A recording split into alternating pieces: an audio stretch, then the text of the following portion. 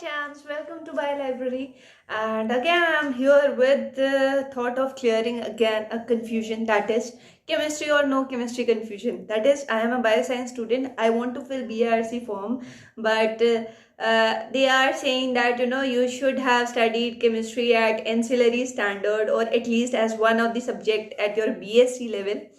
So what is it all about? Like, I had chemistry for 1 year. Can I fill the form? I had chemistry for all the 3 years in bachelor's. Can I fill the form? I did not had chemistry in my BSc. Can I fill the form? Like, I had anthropology. So can I fill the form? These are the kind of questions which I'm accepting these days. तो अब इन questions को जरा clear करते हैं once and for all.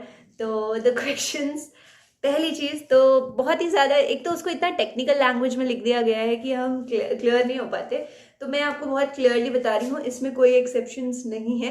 पहला, अगर if you have studied chemistry at your 12th level, ठीक है, अगर आपने 12th में पढ़ी है एंड बीएससी में नहीं पढ़ी है, लाइक 12th में आपके पास क्या था, पीसीबी था या पीसीबी था. We are talking about biosciences students, ठीक है. इफ यू हैड पीसीएमबी और पीसीबी तो आपके पास केमिस्ट्री था एज सी, राइट. तो आपने केमिस्ट्री वहाँ पढ़ी हुई है, तो you can fill the examination form even if आपका जो बैचलर्स था उसमें एंथ्रोपोलॉजी था, ठीक है. बैचलर्स में केमिस्ट्री नहीं था, बट 12th में you had chemistry.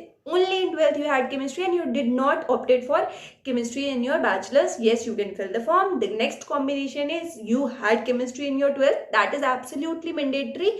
So you had chemistry at your 12th level, and also you had chemistry for just 1 year in your bachelor's. Yes, you are eligible. You had chemistry in your 12th and also you had chemistry for all the 3 or 4 years of your bachelor's.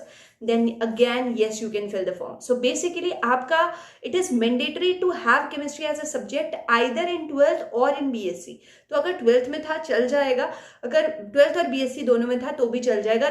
अगर आपके पास chemistry था ही नहीं तो पहले तो आप biosciences का फॉर्म ही नहीं भर रहे हो, राइट.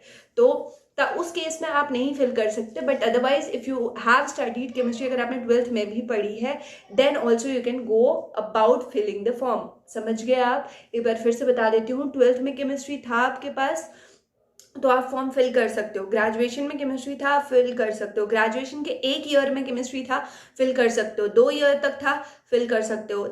3 ईयर्स में केमिस्ट्री था, फिल कर सकते हो. मतलब आप समझ गए, या तो आपने 12th में पढ़ा हो या तो ग्रेजुएशन में पढ़ा हो केमिस्ट्री. कभी ना कभी एज अ सब्जेक्ट आपने केमिस्ट्री पढ़ा होना चाहिए अगर हम 12th से कैलकुलेट करें तो, ठीक है. सो विद दिस ये कन्फ्यूजन यहाँ एंड होती है, क्योंकि बायोसाइंसेज में it is written as chemistry. For chemistry people it's written as mathematics या फिर शायद फिजिक्स. इट इज़ फिजिक्स, ठीक है. जैसे हम लोगों के केस में, like I belong to biosciences background, तो मेरे केस में केमिस्ट्री बिकम्स अ सब्जेक्ट जिसको कि वो चाहते हैं कि at least you have a basic knowledge of chemistry. अच्छा, it has an applied significance as to why they ask for you to have chemistry, have read chemistry, क्योंकि आपका जो orientation course होगा of 1 year after getting selected in BARC, after the interviews are held and you get after getting the final selection, you'll have your orientation course with physics, chemistry, biology background. So you'll have to compete with them and एक particular marks लाना होता है आपको उस year में.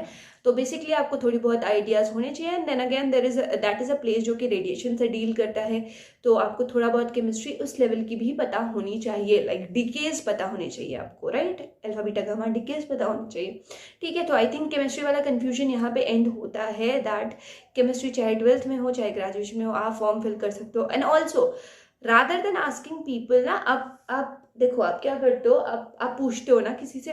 BRC अगर अपने forms application open कर रहा है ना, तो just go to there website, आप अपना फॉर्म फिल करिए. अगर फॉर्म रिजेक्ट होना होगा ना, तो जिस लेवल पे आप कंफ्यूज्ड है ना, वहाँ पे रिजेक्ट हो जाएगा, वो एक्सेप्ट ही नहीं होगा.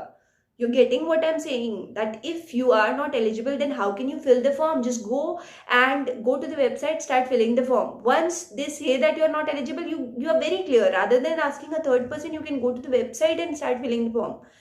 इतना टीडियस नहीं है, उससे आप once and for all sure हो जाओगे, right.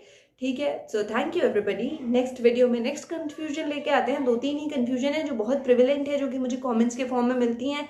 And then again successively मुझे सिमिलर कमेंट्स मिलते हैं. देन आई थिंक यार शायद सबको ये कन्फ्यूजन है. तो ठीक है. Thank you everybody. अब नेक्स्ट वीडियो में मिलेंगे. Till then stay positive and keep studying.